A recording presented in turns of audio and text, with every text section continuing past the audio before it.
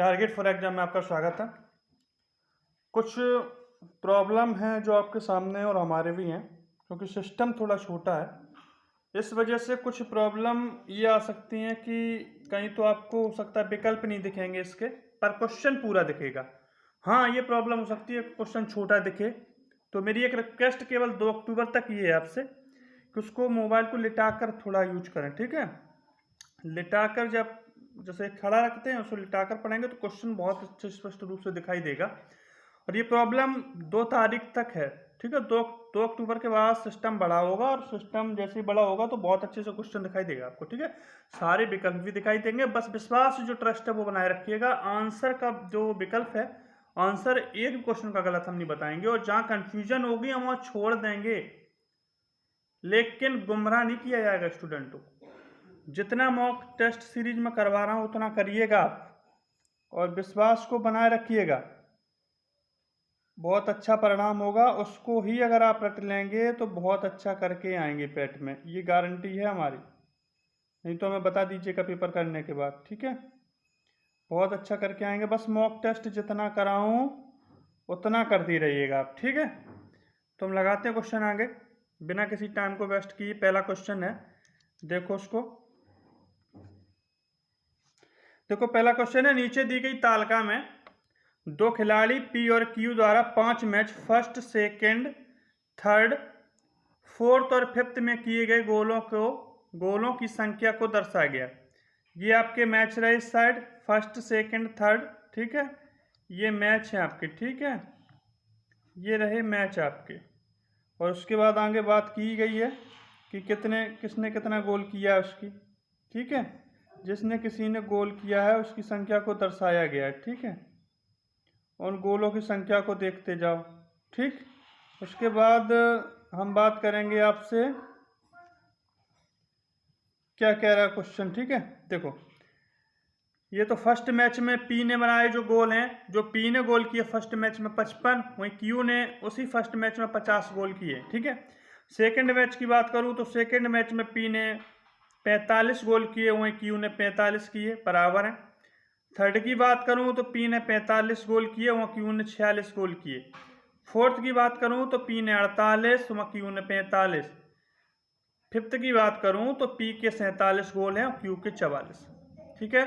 आगे क्वेश्चन देखो, खिलाड़ी पी द्वारा सभी मैचों में, खिलाड़ी पी के द्वारा सभी 5 मैचों में गोल का औसत, तो औसत क्या होता है, एवरेज क्या होता है, ये मैं लिखा ही चुका हूं, पदों का योग, ठीक है। पदों का योग बटे पदों की संख्या, यही होता है औसत, ठीक है।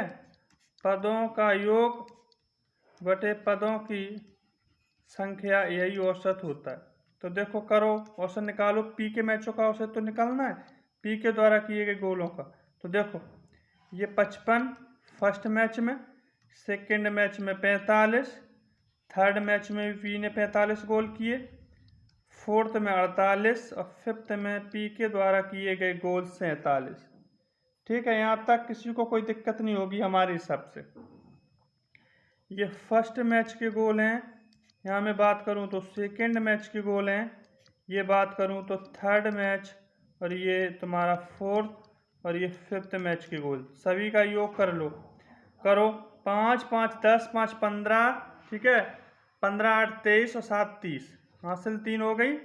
4 4 8 4 12, 4 16, 16 और 5 21, ठीक है।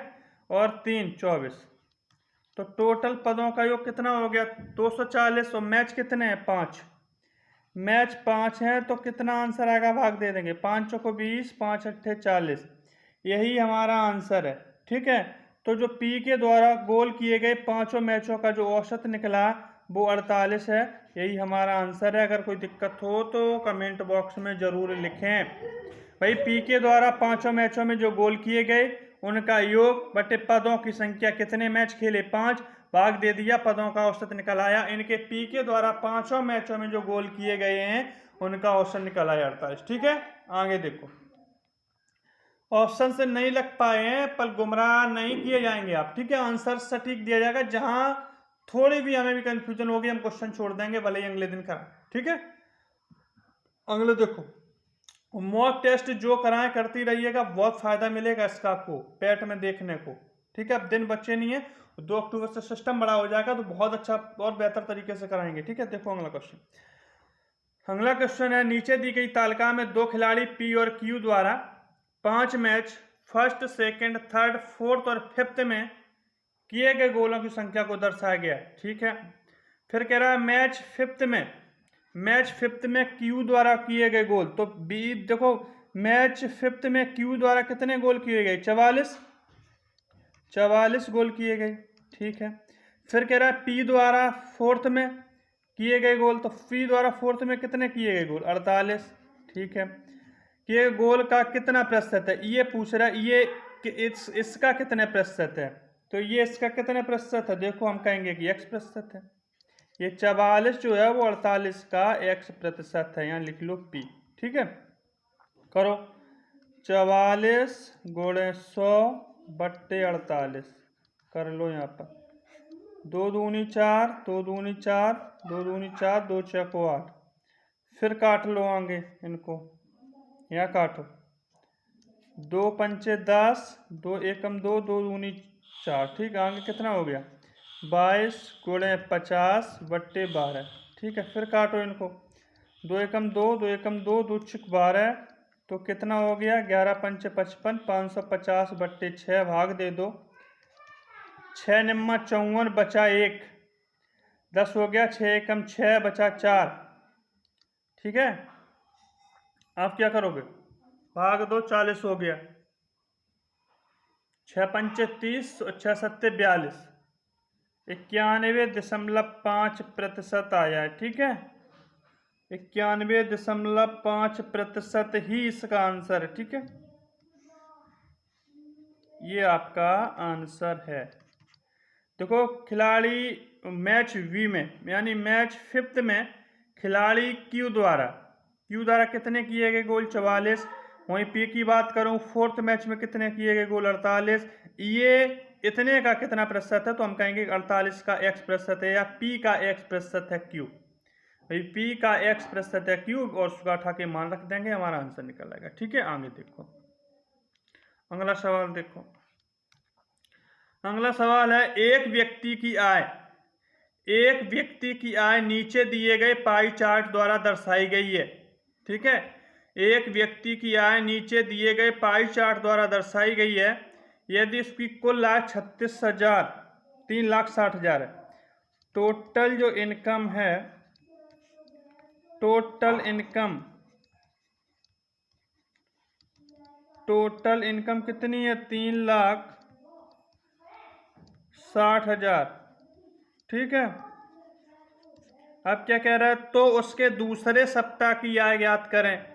तो सेकंड वीक में देखो कितनी है? फर्स्ट वीक तो ये रहा तुम्हारा 90, ये रहा तुम्हारा सेकंड वीक 120। तो देखो टोटल आय, तो टोटल आय है 3,60,000। ठीक है, ओके। और टोटल आय यहाँ जोड़ लो कितनी है, जोड़ो टोटल आय कितनी है। देखो टोटल आय हम जोड़ ले रहे हैं, 120, 90, 105 और 45, इतने ही तो है। 1 2 3 4, 1 2 3 4। ठीक, जोड़ो। 5 5 10, हासिल 1, 9 2 11, 11 4 15, 15 और 1 16 और 1 1 2 और 1 3, कितना हो गया? 360। टोटल आय कितनी है? 360। देखो सभी का योग कर लिया मैंने। ठीक है, वृत्त में बने सभी वर्गों का योग किया मैंने। ठीक है, सभी भागों का। तो कितना आया? 360 आ गया। तो टोटल आय 3,60,000, हमारे इस पूरे का जो योग आया वो 360। तो ये आय इसके बराबर हो गई। अब कह रहा है कि सेकंड वीक की बताओ आय कितनी है। तो सेकंड वीक में कितनी है? ये 90 वाला फर्स्ट वीक है, 120 वाला सेकंड वीक है। देखो वहां लिखा है सामने, first week, second week, third week और फोर्थ। तो तुम्हारा ये है, ये तुम्हारा फोर्थ है, और ये तुम्हारा ये थर्ड है। ठीक है, लिखा है उसने सामने। और तुम्हें पूछ रहा है कि सेकंड वीक की आय क्या है। देखो सेकंड वीक की कितनी है, दिख रहा होगा। सेकंड वीक कितना है? 120 कर लो। ये पूरा यहाँ से खत्म हुआ। ठीक है, कितना बचा? 1, और ये 1,000 और गुणे 120 कर लो, कितना आएगा? 120 पूरा रखो, 3 जीरो आगे बढ़ा दो। देखो दिख रहा है ऐसा कहीं? यही आंसर है हमारा, 1,20,000।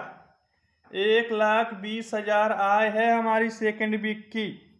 अगर किसी को कन्फ्यूजन हो इस बात में तो हमसे तुरंत पूछ ले। 1,20,000 सेकेंड वीक की आय है ये, ठीक है। सेकेंड वीक इनकम, ठीक है, 1,20,000। टोटल इनकम 3,60,000 थी, उसकी हमने टोटल इनकम जब उसमें निकाली तो उसकी वैल्यू 360 के बराबर आई। हमें सेकेंड वीक की पूछ रहा है, सेकेंड वीक की वैल्यू 120 है, देख लो। फर्स्ट वीक 90 है, ठीक है। थर्ड की बात करूँ 105 और फोर्थ की बात करूँ तो 45 है, ठीक है। मैंने उसकी वैल्यू रख दी उसके बराबर 360 बराबर हो 3,60,000 बराबर हो गया 360 के। मैंने सेकेंड वीक रखा, सेकेंड वीक को काटा, सेकेंड वीक की कराई 1,20,000, ठीक है। कोई भी दिक्कत, किसी भी प्रकार की कंफ्यूजन हम सवाल में नहीं देंगे, भले ही विकल्प ना लगाओ। अगर मुझे थोड़ी कंफ्यूजन होती है हम सवाल हटा के भले ही दूसरे दिन कराएं, बस ट्रस्ट के साथ करते जाइएगा। 2 अक्टूबर को विद विकल्प के सारे क्वेश्चन PDF लगेगी, ठीक है। बस यहाँ तक थोड़ा सहयोग करिए। अगला क्वेश्चन देखो, यदि व्यक्ति की आय नीचे दी गई पाई चार्ट द्वारा दर्शाई गई, यदि व्यक्ति की आय नीचे दिए गए पाई चार्ट के द्वारा दर्शाई गई तो कुल आय 3,60,000 है, तो दूसरे सप्ताह की आय वो तो हो ही गया, ठीक है। 1,20,000 हो गया, दोबारा लग गया, इसको हटाओ, ठीक है। आगे देखो, आगे क्वेश्चन है, विभिन्न वर्षों में दो कंपनी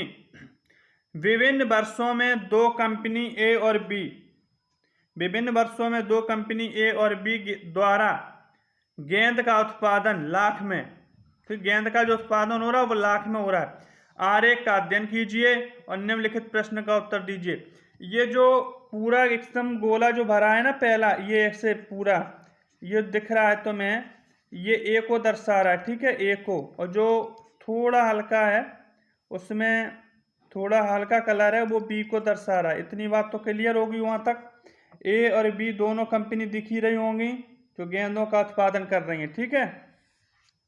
अब आगे देखो क्वेश्चन को, फिर कह रहा है और निम्नलिखित प्रश्न का उत्तर दीजिए। ये प्रोडक्शन इन लाख्स, ये लैक्स में जो उत्पादन प्रोडक्शन का हो रहा है ये गेंदों के उत्पादन के संख्या को दर्शा रहा है। अब देखो 2009 से 2011 तक, 2009 से 2011 तक कंपनी ए द्वारा गेंद का कुल उत्पादन, कंपनी ए द्वारा गेंद का कुल उत्पादन पूछ रहा है। तो देखो 2009 में गेंद ए का उत्पादन कितना है, देखो 40, ठीक है। वही बात करूं मैं 2010 में, 2010 में गेंद ए का उत्पादन कितना है, 30। वही बात करूं मैं 2011 की, तो 2011 में गेंद ए का उत्पादन कितना है, 24। इन टोटल पदों का योग कर लीजिए, कितना आएगा, 4 3 7 2 9, तो 94 लाख, ठीक है। 94 लाख उत्पादन है गेंदों का, ठीक है, ठीक है। 94 लाख उत्पादन गेंदों का है। ये एकदम क्लियर हो गया, हमने जोड़ा है वहां तक 2009 से 2011 तक हमने योग कर लिया तो गेंदों का उत्पादन आ गया, ठीक है। कितना, 94 लाख, ठीक है। यही आंसर है हमारा। 2009 में 40 था, 2010 में 30 था उसका उत्पादन, 2011 में 24 था, ठीक है। ये उत्पादन हमने लिख दिया सामने, ठीक है। तो गेंद ए का पूछा तो गेंद ए की मैंने बात कर ली है, ठीक है। ए को दर्शाया गया देखो इधर और बी को उधर दर्शाया गया थोड़ा फीके कलर से, ठीक है। आगे देखो, उसके बाद दिया गया आलेख 2001 से 2001 और 2010, दिया गया आलेख 2001 और 2010 के बीच जुलाई महीने में, ये टोटल जुलाई की बात हो रही है, जुलाई महीने में भारत में वर्षा को दर्शाता है। जुलाई महीने में जो भारत में वर्षा हुई है उसको टोटल दर्शा रहा है जुलाई महीने की, ठीक है। 2001 से 2010 तक, सन 2001 से 2010 के बीच जो हर साल जुलाई महीने की वर्षा हुई उसके रिकॉर्ड को दर्शा रहा। दिए गए 10 वर्ष के दौरान आंकड़ों की सीमा ज्ञात कीजिए। देखो जो सीमा होती है, सीमा की बात करूं तो इसका मतलब ये होता है रेंज, ये रेंज की बात करता है। और जो पढ़ा होगा बहुलक या माध्यिका पढ़ा होगा, ठीक है, तो उनको पता होगा मीन। ठीक है, ये रेंज जो होता है ये होता है सबसे बड़ी सीमा और सबसे छोटी। सबसे बड़ी और सबसे छोटी वैल्यू को हम घटा देते हैं, ठीक है, बड़ी वैल्यू से सबसे छोटी वैल्यू को, इसी को कहते हैं हम रेंज, जिसे हिंदी में कहा जाता है सीमा। ठीक है, तो देखो सबसे छोटी सीमा ढूंढो, उसमें कहाँ है, तो 1 में 281 है, वही बात करूँ तो 2002 में 143 है, इससे कहीं कम है, तो यहाँ से कहीं कम नहीं है। सबसे छोटी सीमा हो गई तुम्हारी 143.8। और सबसे बड़ी सीमा देख लो, सबसे बड़ी सीमा तुम्हें दिखती होगी 2006 में 334.1। इतनी सी बड़ी सीमा कहीं नहीं है, तो 334.1 से घटा दो। ठीक है, घटाओ 334.1 से 143.8। ठीक है, 3 आया, 11 में घटाया, यहाँ बच्चा 3 में 3 0 हो गया, यहाँ 13 में 4 गया, कितना होगा 9, यहाँ 2 से 1 घटाया 1, तो 190.3। ये आंकड़ों की सीमा आ गई है। ठीक है, ये आंकड़ों की सीमा है। जब रेंज पूछी जाती सीमा तो बड़ी संख्या से सबसे छोटी संख्या सबसे बड़ी संख्या लेते हैं। ठीक है, और सबसे बड़ी सीमा सबसे बड़ी संख्या से सबसे छोटी संख्या को घटा देते हैं, ये रेंज निकल आती है उसकी। ठीक, आगे देखो ये 10 वर्षों के दौरान के आंकड़ों की सीमा निकल आई है। ठीक है, आगे देखो, आगे है वही क्वेश्चन लग गया दोबारा। ठीक है, तो हमने लगवा दिया, इसको छोड़ो, आगे लगाओ। दिया गया आलेख 2001 और 2010 2001 और 2010 के बीच जुलाई महीने में भारत की वर्षा के स्तर को दर्शाता है। जुलाई माह तो में दिया ही है, लिखा है जिन 10 वर्षों की जुलाई में वर्षा के आंकड़े दिए गए हैं, जिन 10 वर्षों की जुलाई में वर्षा के आंकड़े दिए गए हैं, उनमें से कितने वर्षों में 285 मिमी से कम वर्षा हुई है। 285 से कितनी कम का वर्षा किस महीने में, जुलाई महीने में, किस साल पूछ रहा है, इन 10 सालों में किस साल में 285 से कम वर्षा हुई, उन सालों को बताओ। तो देखो 285 से कम, एक तो तुम्हें 2001 दिख रहा होगा, 2001 में हो गई है 281.1, ये तो कम 285 से है। फिर 2002 की बात करो तो वही तुम्हें दिख रही है 143.8। फिर देखो 2003 में ऊपर है, वहाँ 2000 में 4 की बात करता हूँ, 2004 में देखो 250.5। ठीक है, उसके बाद करो बात 2008 की, तो 2008 में कितनी है वर्षा, 2008 में 245, जो 285 से कम है। फिर देखो 285 से एक कम और है 2009 में, 2009 में देख लो ये है वर्षा 280.7। ठीक है, 280.7 ये, तो कितनी वर्ष हो गई जिनमें 285 से कम वर्षा हो रही है, 1 2 3 4 5, तो देखो लिख दो यहाँ पे 5 वर्षों में वर्षा कम हुई है। ठीक है, 5 वर्षों में जो है वो 285 से वर्षा कम हुई है। यहाँ पर सब आंकड़े वर्षों में दिए गए थे कि वर्ष की संख्या बताओ, तो ये आंसर है 5 वर्ष। ठीक है, ये जो आंसर है वो है 5 वर्ष।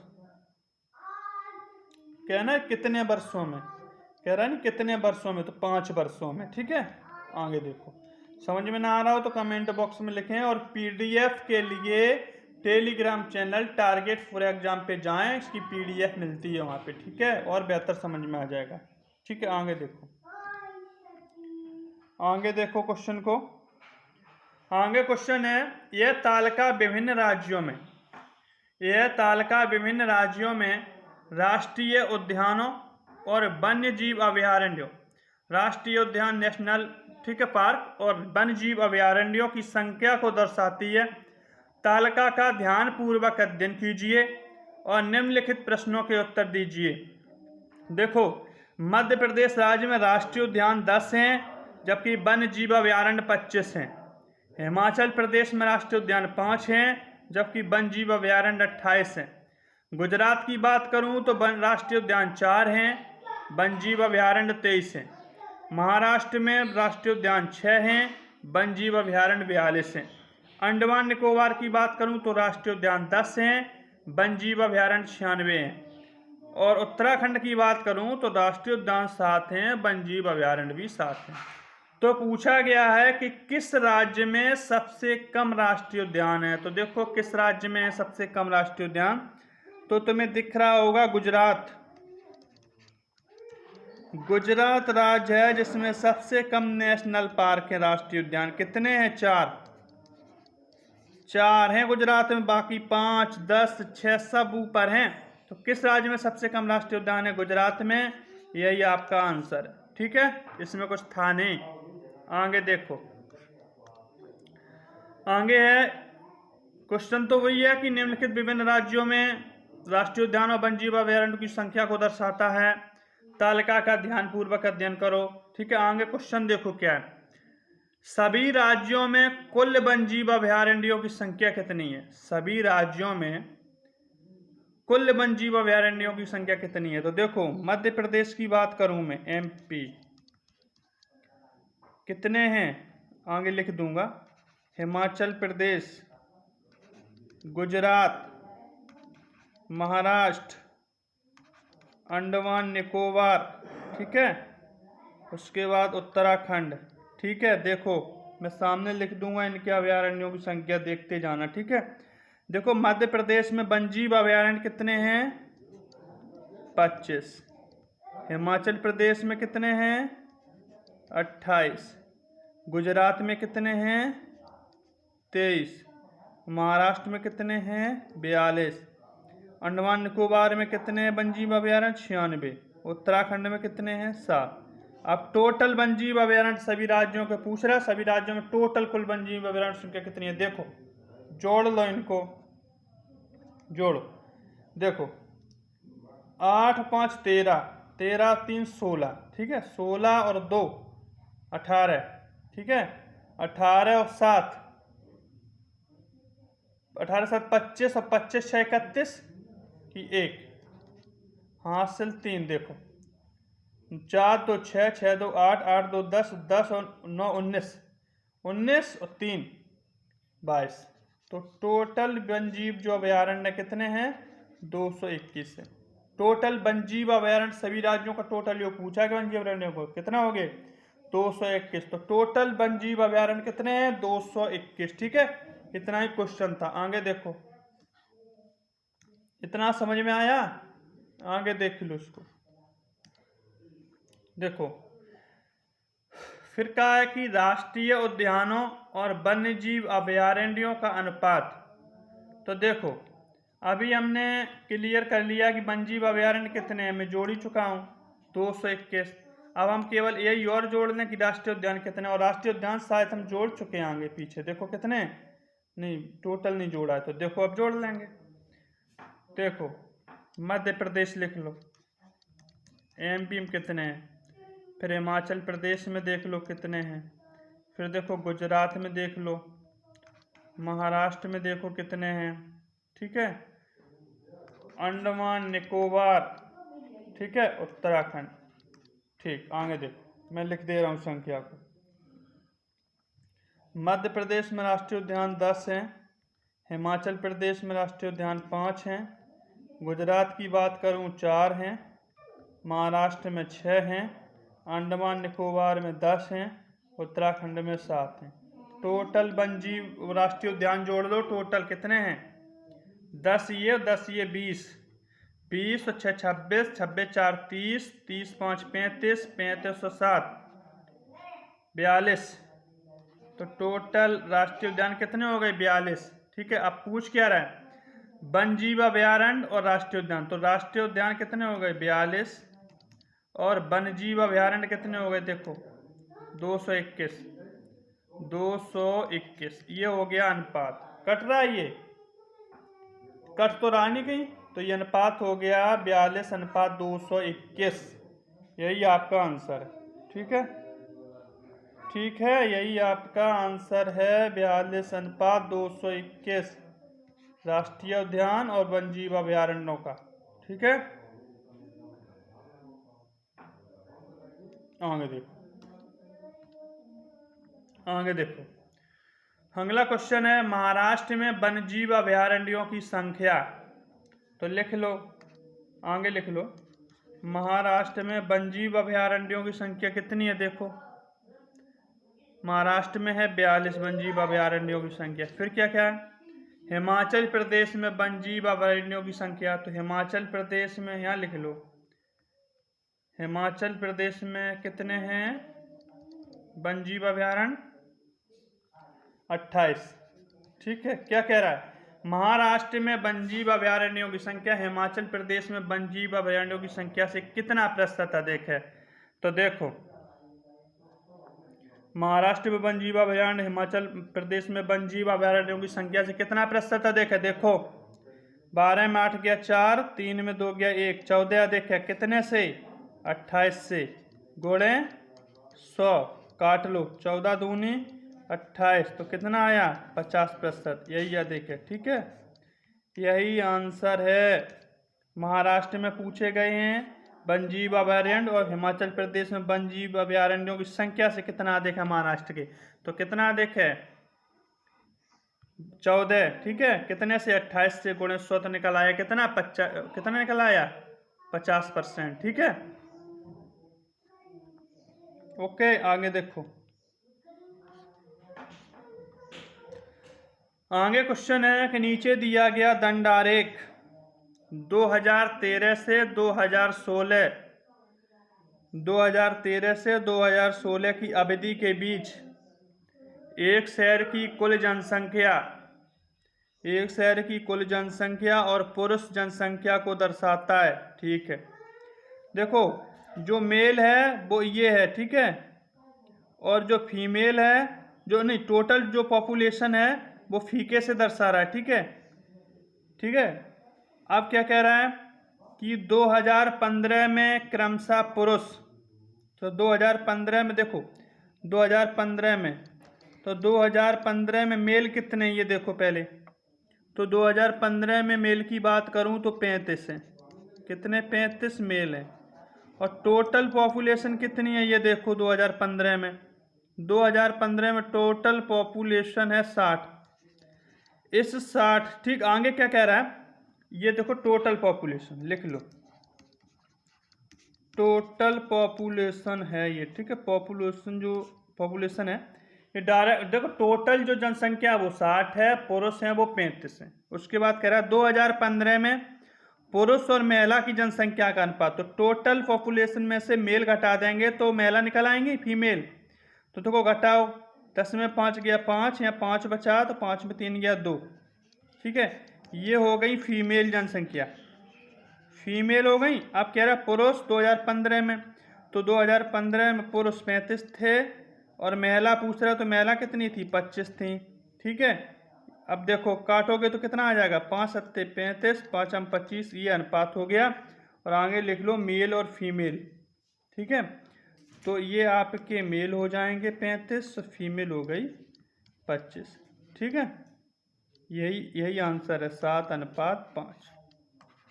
क्योंकि 2015 में टोटल पॉपुलेशन 60 थी, मेल हमने घटा दिए, फीमेल निकल आई, और मेल फीमेल का अनुपात मैंने रख दिया। ये पूछा 2015 में, तो ये आंसर हो गया 7:5। ठीक है, किसी प्रकार की दिक्कत हो तो बताएं। आगे देखो, आगे कह रहा है नीचे दिया गया दंड आरेख 2013 से 2016 की अवधि के बीच एक शहर की कुल जनसंख्या पुरुष जनसंख्या को दर्शाता है। 2016 में पुरुष जनसंख्या, तो 2016 में देखो पुरुष जनसंख्या, 2016 में पुरुष जनसंख्या कितनी है, 40। ठीक है, तो मेल कितने हैं, 40। अब टोटल पॉपुलेशन कितनी है, ये देखो टोटल पॉपुलेशन कितनी है 2016 में, देख लेना, 70 से कुछ ऊपर है, तो कितनी हो जाएगी देखना, एक मिनट,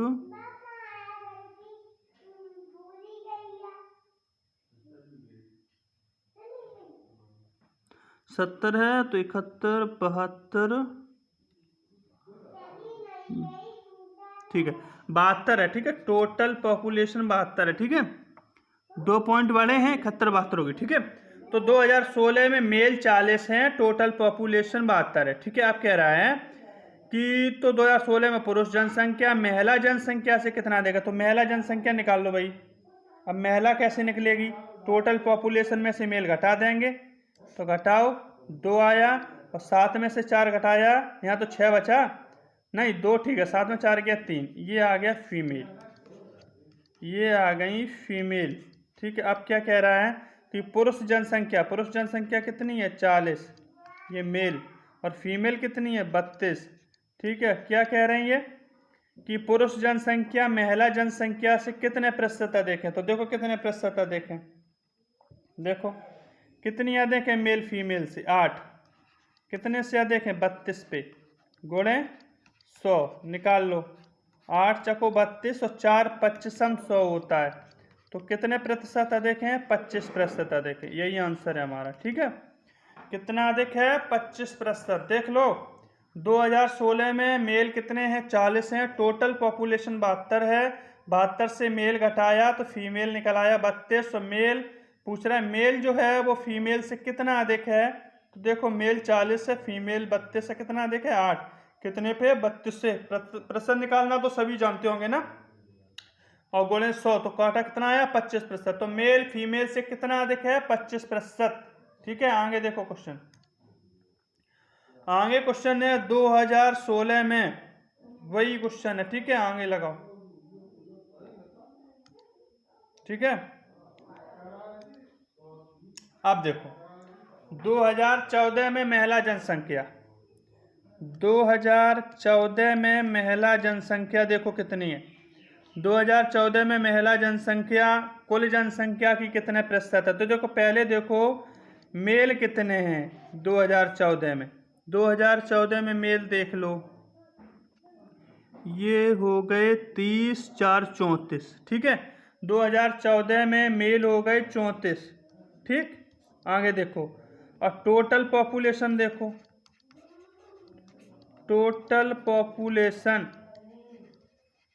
ठीक है, कितनी है टोटल पॉपुलेशन 2014 में, देखना एक मिनट, ये हो गई 54, ऊपर टोटल मिल जाता तो 55 हो जाता, एक का गैप है तो 54 हो गई, ठीक है।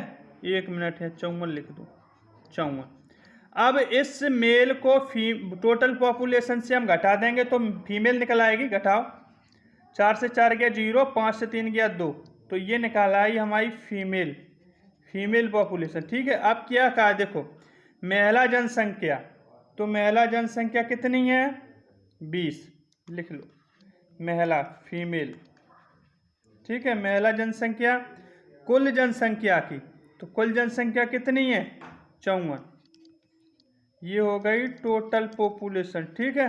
54 कि कितनी प्रतिशत है, तो कितनी प्रतिशत है x प्रतिशत है, तो हम लिख लेंगे 54 गुणे x, 54 का x प्रतिशत है फीमेल, तो कितना हो जाएगा 20 गुणे 100 बट्टे 54, काट लो इनको, 2 दाम 20, 2 दूनी 4, 2 सत्ते 14, फिर काटो कट जाएगा 1000 हो जाएगा, नीचे 27 और भाग दे लेना, आंसर निकल आएगा, ठीक है। 27 का भाग दोगे तो कुछ प्रतिशत पॉइंट में आंसर आएगा, ठीक है, वही तुम्हारा आंसर है, ठीक है।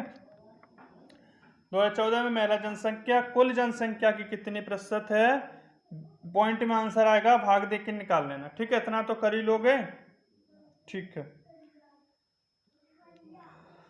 देखो आगे देखो 2015 में महिला जनसंख्या, अगला क्वेश्चन कह रहा है 2015 में महिला जनसंख्या, तो 2015 देखो 2015, तो 2015 में देखो 2015 में पहले तो देखो पुरुष जनसंख्या कितनी है 35, ठीक है। 35 कौन है, ये मेल, ठीक है। और टोटल पॉपुलेशन कितनी है 2015 में? 60, दिख रही होगी ना, 60, ये टोटल पॉपुलेशन है, ठीक है, टोटल पॉपुलेशन, ठीक है। अब महिला निकालनी है ना, मेल फीमेल, ठीक है, फीमेल घटा दो टोटल पॉपुलेशन से, कितना आ जाएगा? 25, ठीक है। अब क्या है, 2015 में महिला जनसंख्या पूछ रहा है, तो 2015 में महिला जनसंख्या कितनी है? 25। अब 2014 में महिला जनसंख्या पूछ रहा है, तो देखो 2014 में निकाल लेंगे हम। 2014 में पुरुष जनसंख्या कितनी है? 34 है, ठीक है, ये मेल। अब टोटल पॉपुलेशन लिख लो यहाँ, ठीक है, टोटल कितनी है 2014 में? 54, घटा दो 20, ठीक है, ये क्या आ गई? फीमेल। अब कह रहा है 2014-15 में, तो 2015 में महिला जनसंख्या लिख लो, 2015 में महिला जनसंख्या लिख लो। देखो 2015 में महिला जनसंख्या कितनी है? 25, ठीक। अब देखो, और 2014 में महिला जनसंख्या कितनी है? 20। कह रहा है कि 15 में महिला जनसंख्या 2014 में महिला जनसंख्या की कितनी प्रतिशत है? तो हमने बताया कि x% है, या फिर सीधे लिख लेते 25/20 गुणे 100, फिर या ऐसे कर लो कि 20 का x% है 25, तो 25 गुणे 100, वो सॉरी 25 क्यों, हाँ ठीक, 25 गुणे 100/20 कट जाएगा, काटो इसको, काटो, 20 पंचे 100, 25 पंचे 125, तो कितना आया? 125। देखो 125%, यही आंसर है, ठीक है, 125% भैया, यही आंसर है हमारा, ठीक है, 125% यही आंसर है मेरा, ठीक है। आगे देखो सवाल, आगे देखो, ये सवाल वही लग गया, ठीक है, जो 125% आया, ये आप खुद से सॉल्व एक बार और करना तो और बेहतर ढंग से आ जाएगा, ठीक है। आगे देखो, आगे सवाल है कि निम्न रेखा आलेख 2008 से 2015 तक, निम्न रेखा आलेख 2008 से 2015 तक कंपनी के लाभ को, 2008 से 2015 तक कंपनी के लाभ को करोड़ों में दर्शाता है, ठीक है। आगे देखो 2011 से 2015 तक प्रति वर्ष औसत लाभ क्या है?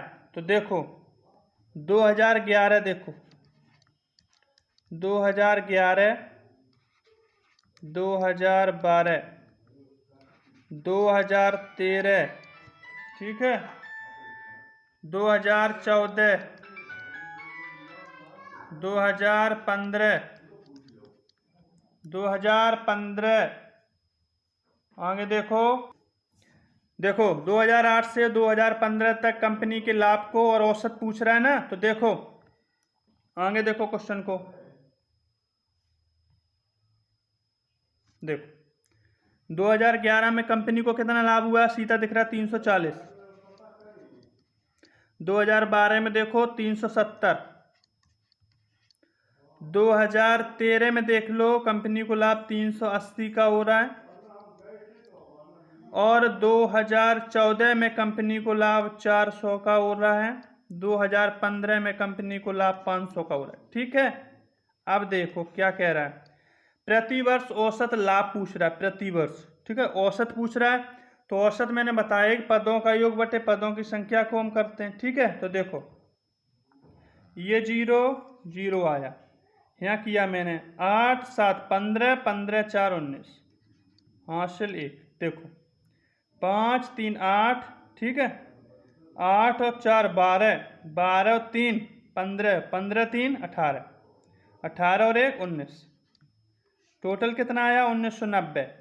वर्ष कितने हैं 2008 से 2015 तक? 7, वो सॉरी 2011 से पूछ रहा है ना, 2011 से 2015 तक प्रति वर्ष औसत लाभ, तो 2011 से 2015 तक कितने वर्ष हो गए? 4, इन 4 से इनको डिवाइड कर दो, पदों का योग हो गया, पदों की संख्या हो गया, औसत निकल आएगा। देखो कितना हो गया, 4 चौको 16, बचा कितना 3, 39 हो गया। ठीक है, 4 निम 36, बचा कितना 3। ठीक है, 3 बचा, 4 सत्ते 28, बचा 2, 4 पंचे 20, 497.5 यही आंसर है। यही 2011 से इनको 2015 तक प्रति वर्ष औसत लाभ मिला है 497.5।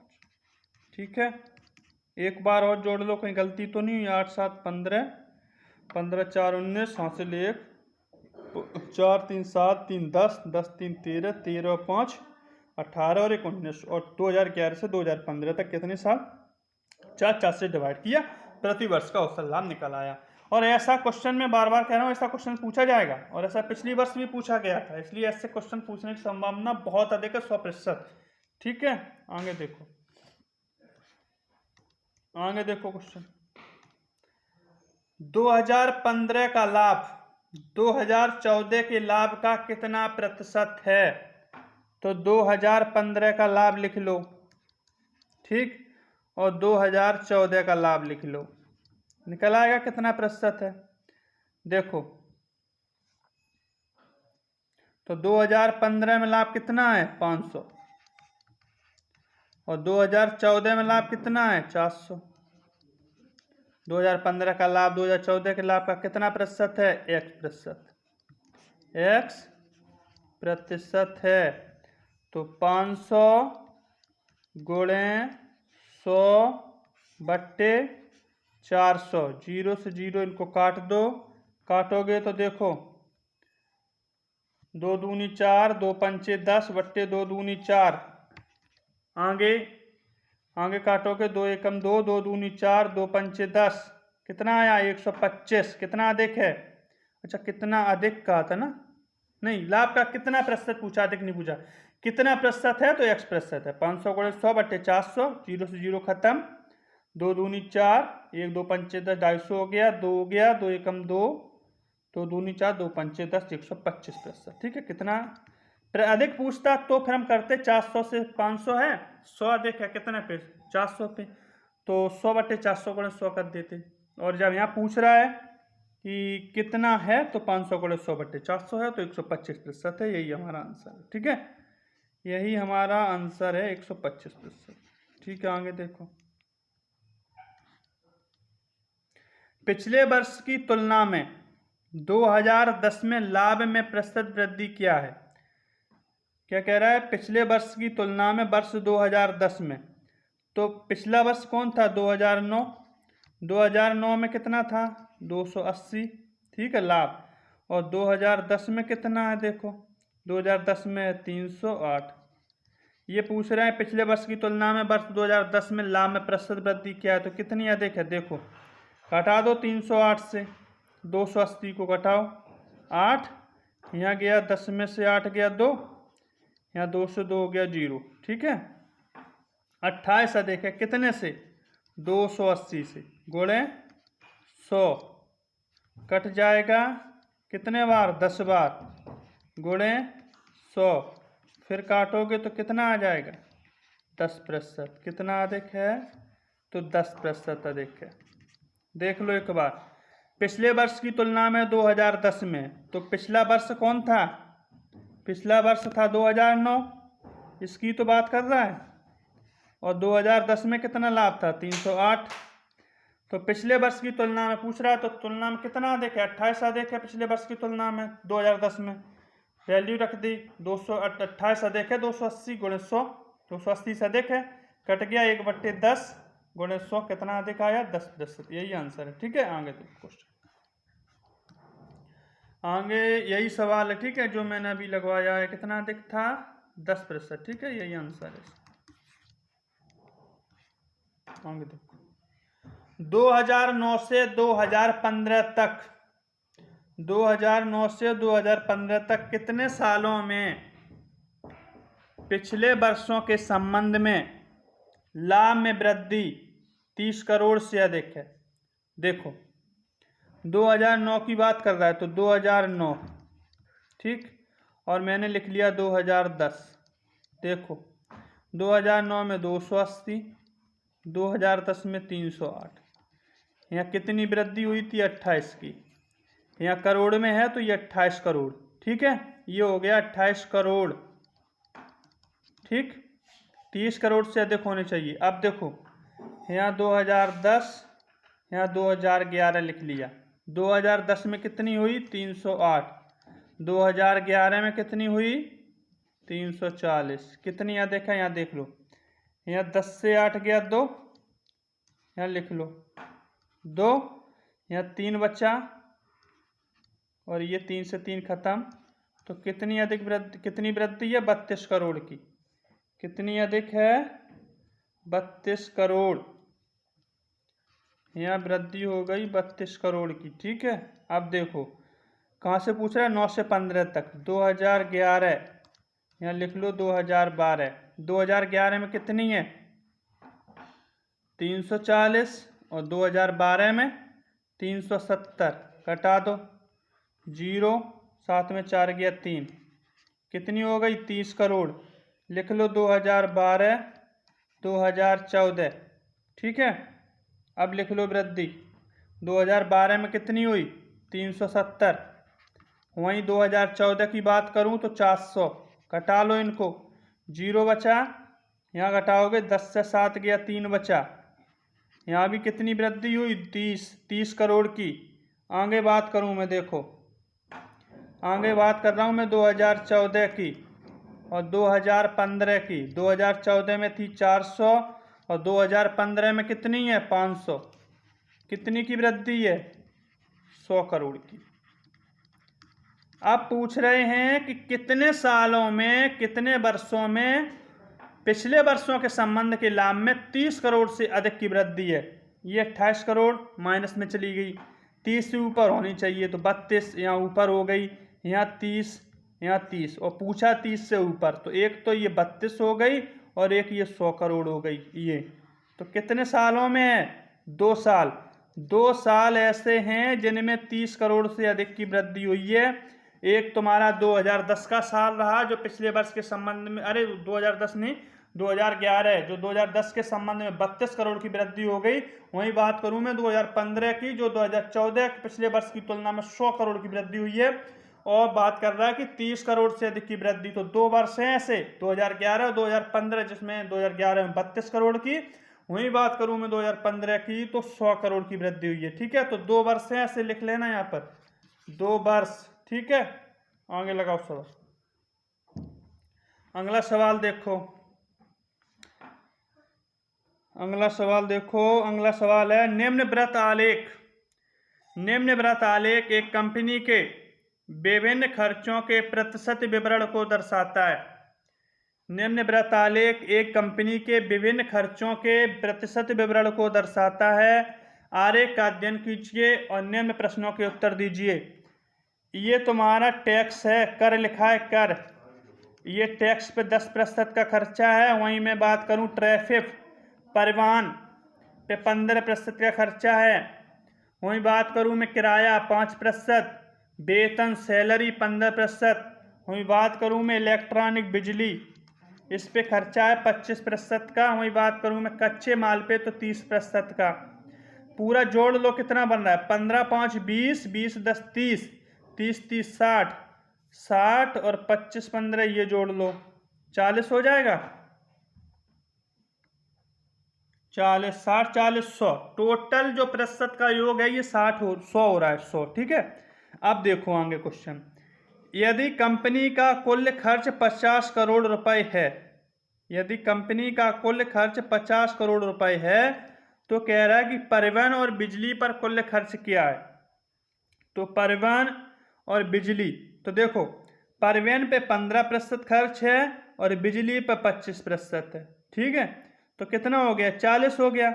अब देख लो, आगे मैं स्लाइड लगा दे रहा हूँ, उस पर सॉल्व करवा दे रहा हूँ इसको। देखो 50 करोड़ का खर्चा है ना, तो देखो 50 करोड़, ठीक है, लिख लो 50 करोड़। 50 करोड़ खर्चा है कितना और टोटल योग है कितना? 100। ठीक है भाई, टोटल खर्चा 100 है। हमारे अकॉर्डिंग। लेकिन क्वेश्चन कहता है कि 50 करोड़ का खर्चा है। पूछ रहा है बिजली का और किसका पूछ रहा है, परिवहन और बिजली का। परिवहन देखो 15 और बिजली 25, तो टोटल खर्चा कितना हो गया 40।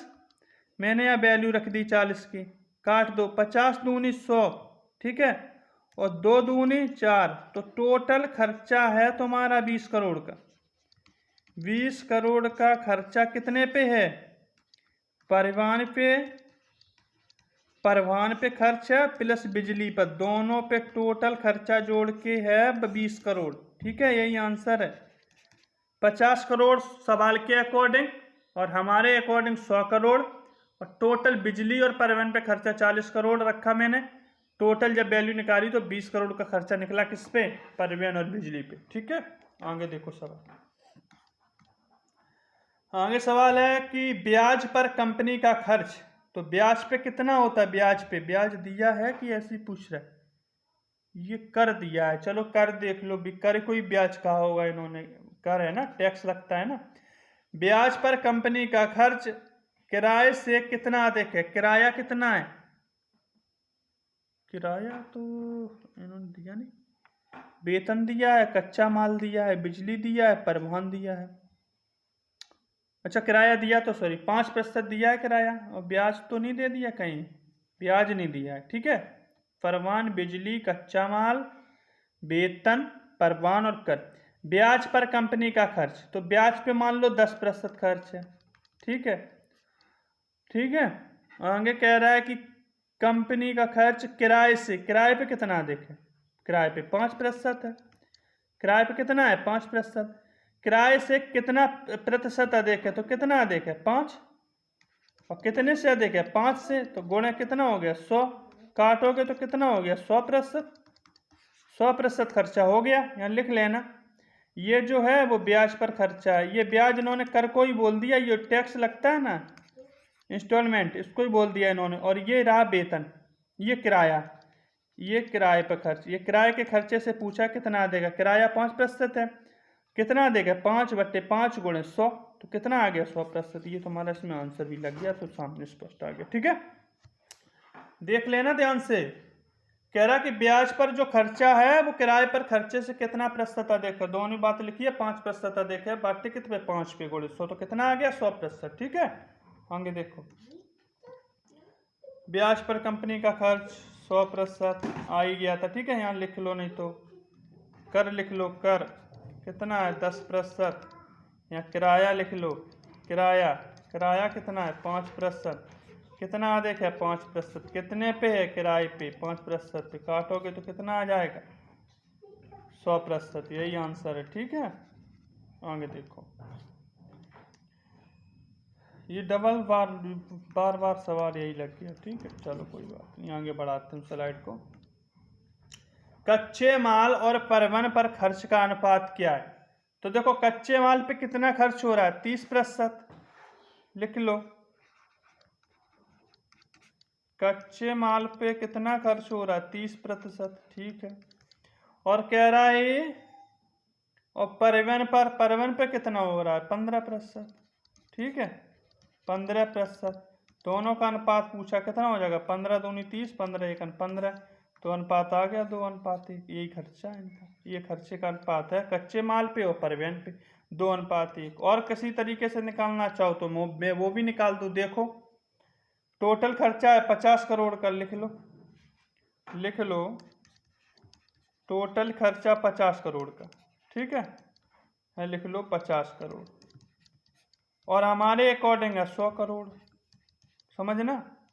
अब देखो क्या कह रहा है सवाल, सवाल कह रहा है कच्चे माल पर, तो कच्चा माल कितना है 30%, लगा दो यहाँ पर 30% लगा दो, वैल्यू निकाल लो 30% की, 50 दूनी 100 कितना आया 15 करोड़ ये निकल आया किस पे, कच्चे माल पे, ये निकल आया कच्चे माल पे खर्चा।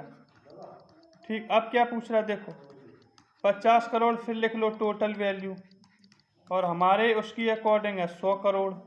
अब किस पे कह रहा है देखो, अब ये कह रहा है परिवहन पर, परिवहन पे देखो कितना खर्चा है 15%, तो निकाल लो वैल्यू 15% की। देखो 50 दूनी 100, तो कितना आ गया 15/2, ये करोड़ आ गया। ठीक है, अब देखो यहाँ देख लो, कह रहा है कि ये जो कच्चा माल, और ये किसको कह रहा है, कच्चा माल और खर्च, परिवहन पर खर्च, और ये रहा तुम्हारा परिवहन पर,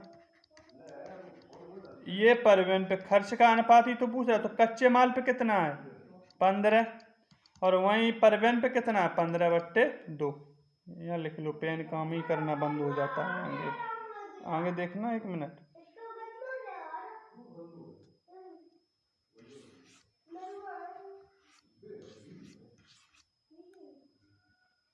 आगे यहाँ देखो, इधर देख लो। ठीक है, ये देखो, ये तुम्हारे कच्चे माल पे खर्च, कच्चे माल पे हो गया 15। वही बात करूँ परिवहन पे, परिवहन पे कितना हो गया 15/2। ये अनुपात है, गुणा मारो तो 30/15, भाग दोगे तो कितना आ जाएगा, काटोगे 2/1। ये आ गया आंसर तुम्हारा 2/1।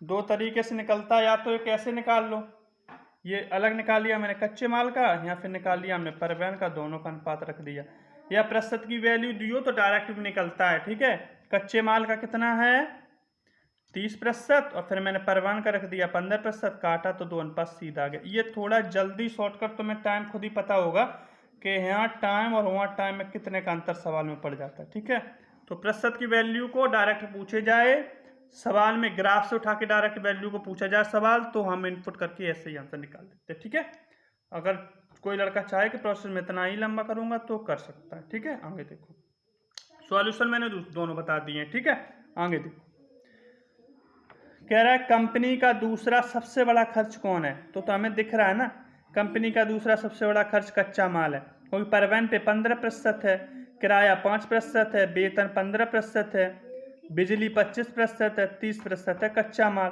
तो कंपनी का दूसरा सबसे बड़ा खर्च कौन है, कच्चा माल, यही आंसर है। ठीक है, आगे देखो, आगे सवाल है, निम्न आलेख 2010 से 2014 की अवधि में मेरठ में एक कंपनी द्वारा निर्मित बल्लों की संख्या सैकड़े में दर्शाता है। जीएस की बात बता दूं कि मेरठ में कभी पूछा जाए तो खिलौने के सामान बहुत बनते हैं, बल्ला हो गया, गेंद हो गया, यानी लकड़ी का जितना भी फर्नीचर मैं बात करूं तो सबसे ज़्यादा बनता है यहीं पे। यूपी का क्वेश्चन है ये, इसीलिए बल्ले की बात किसी ने दिमाग से क्वेश्चन को लगा दिया यहाँ पे। 2010 से 2014 की अवधि में मेरठ में एक कंपनी द्वारा निर्मित बल्लों की संख्या सैकड़े में दर्शाता है। 2010 में 300 बल्ले, वहीं 2011 में 42.5, 2012 में 35, 2013 में 27.5, 2014 में 35। 2010 से 2014 के दौरान निर्मित बल्लों की संख्या का औसत पूछ रहा है। ठीक है, तो देखो योग कर लो सबका, कैसे देखो, 2010 में 30, 2011 में 42.5, वही बात करूं 2012 में 35। आगे देखो 2013 में 27.5 बल्ले, 2014 आ गया, 2014 में 35। ठीक है, यहाँ भी लिख लो 0, जोड़ लो सबको। 2014 के दौरान औसत बल्लों की संख्या पूछ रहा है। देखो 5 5 10 हासिल 1, 5 5 10, 10 2 12, 12 और 7 19, 19 और 1 20, हासिल 2, 4 3 2 5, 5 3 8, 8 4 12, 12 और 3 15, 15 और 2 18, 17, 15 2 17, यहाँ दशमलव लगा दो तो 170, 170 आया। ठीक है, 170 आ गया। अब वर्ष कितने हैं 2010 से 2014 तक, 4। ठीक है, अब भाग दे दिया मैंने, तो 4 चौको 16, 1 वजह 4 दूनी 8, समझे ना, 4 चौको 16, 10 4 दूनी 8। ठीक है, आगे कितना हो गया, 2 बच गया ना, तो 4 पंचे 20.5। लेकिन बात की है सैकड़े में, तो 100 का करेंगे हम गुणा, तो कितना आ जाएगा, और यहाँ ज़्यादा हो तो इसका दे दो भाग, क्योंकि दशमलव हट जाएगा। तो कितना हो जाएगा आंसर, 4250 4250 औसत आएगा। कितना, 4250, यही आंसर है हमारा।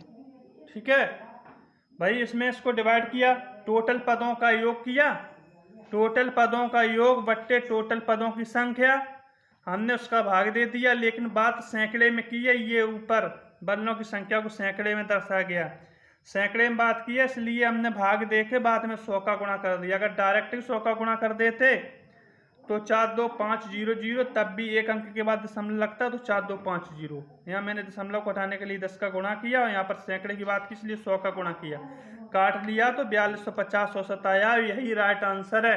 ठीक है, धैर्य से देखना इसको। आगे देखो क्वेश्चन, लास्ट क्वेश्चन है, देखो निम्न नीचे दी गई तालिका देखिए और निम्नलिखित प्रश्न का उत्तर दीजिए। मेडिकल कॉलेज और इंजीनियरिंग कॉलेज, मेडिकल कॉलेज में लड़के 30 हैं, लड़कियां 80 हैं। इंजीनियरिंग कॉलेज की बात करूं, लड़के 80 हैं, लड़कियां 40 हैं। ठीक है, आप देखो इंजीनियरिंग चुनने वाली कितनी प्रतिशत छात्र, देखो छात्र की बात करूं मैं तुम्हें समझा दूं, छात्र की अगर कहीं बात करता है तो छात्र में लड़के और प्लस लड़कियां दोनों आती हैं, लड़के प्लस लड़कियां, ये कन्फ्यूजन दूर कर लेना कि छात्र में लड़के और लड़कियां दोनों आती है, छात्र में सिर्फ लड़की नहीं गिनी जाएंगी और ना छात्र में लड़के गिने जाएंगे। छात्र स्टूडेंट का मतलब दोनों, लड़का हो, बॉयज हो या गर्ल्स हो। इंजीनियरिंग चुनने वाले कितने प्रतिशत छात्र लड़कियां हैं, तो इंजीनियरिंग चुनने वाली कितने प्रतिशत, तो इंजीनियर में टोटल स्टूडेंट कितने हैं, 120, 80 और 40 120। और इंजीनियरिंग चुनने वाली कितनी छात्र लड़कियां हैं, तो कितनी लड़कियां हैं, 40 गुणे 100 निकल आएगा प्रतिशत, 40 या 120, 100/3, तो 100/3 का मतलब होता है 33.33, भाग कर लेना अपना, 3 एकम 3, 10 हो गया, फिर 3 तिरका 9, फिर दशमलव लगेगा, तो 33 सही 1/3, या कह लो 33.3, बात एक ही होती है। यही तुम्हारा आंसर है जो पहला दिख रहा है। ठीक है, और सवाल में कुछ नहीं था। और मैं फिर बताऊं कि सिस्टम थोड़ा छोटा है अभी इस टाइम पे, तो दिक्कत हो रही है। 2 अक्टूबर के बाद सिस्टम बड़ा होगा, सवाल बहुत बेहतर होंगे, और ये सवाल बहुत बेहतर हैं। इनसे ज़्यादा बेहतरीन सवाल पैट नहीं पूछ सकता, पिछले पेपर में भी डिस्कस किया था और ऐसे ही सवाल पूछे थे। पर जितना कराऊं उतना रट लेना। पीडीएफ चाहिए हो तो आइए टारगेट फॉर एग्जाम चैनल पे, टेलीग्राम पे पीडीएफ भी मिलेगी। जितने प्रैक्टिस सेट मॉक टेस्ट कराऊं करते जाइएगा, बहुत बेहतरीन तरीके से रिजल्ट का परिणाम होगा, बहुत अच्छा आएगा। और 2 अक्टूबर को सारा फंक्शन बड़ा हो जाएगा तो बहुत अच्छा और मिलेगी क्लास। ठीक है, तब तक थोड़ा एडजस्ट करिए, कोऑपरेट करिए, और पीडीएफ तो मैं दे रहा हूँ, पीडीएफ का फायदा उठाइए। ठीक है, और कोई दिक्कत होती हो कमेंट बॉक्स में जरूर लिखें।